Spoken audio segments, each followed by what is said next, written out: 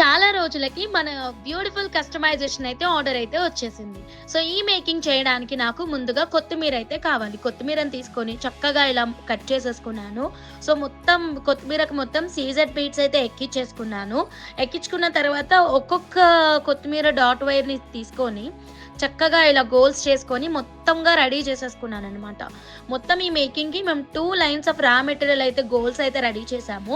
కట్టుతీగకి ఈ యాష్ కలర్‌లో కనిపిస్తున్నాయి కదా! స్మోకీ క్వార్ట్స్ వీటిని మనం ఎక్కించుకోవాలి. ఎక్కించుకున్న తర్వాత ఈ బీడ్స్‌ని మనం డబుల్ గోల్స్ లాగా చేసుకుంటూ సైడ్ పెట్టుకోవాలి. సైడ్ పెట్టేసుకున్న తర్వాత మనం ఒక డబుల్ గోలు అండ్ నెక్స్ట్ ఈ ఏవైతే మనం చుట్టి పెట్టుకున్న బీడ్స్ ఉన్నాయో వాటిని ఒక్క సైడ్ 4 అనదర్ సైడ్ 4 ఇలా వేసుకుంటూ మధ్యలో అయితే అటాచ్ చేయాలి. ఇలా మొత్తం అటాచ్ చేసిన తర్వాత ఫైనల్ రిజల్ట్ అయితే మీరే చూస్తున్నారు కదా! ఎంత బావుందో కదా! సో, ఇలా అటాచ్‌మెంట్ కంప్లీట్ అయిన తర్వాత కూడా మనం పైనైతే కట్టుతీగ మేకింగ్ అయితే చేయాలి. సో, ఈ కంప్లీట్ మొత్తం సెట్ రెడీ అయిన తర్వాత లుక్ అయితే చూడండి ఇదన్నమాట. నచ్చిన వాళ్ళు ఒక చిన్న లైక్ చేయండి. సో, ఒక్క డిజైన్ వెనకాల ఎంత హార్డ్ వర్క్ ఉందండి.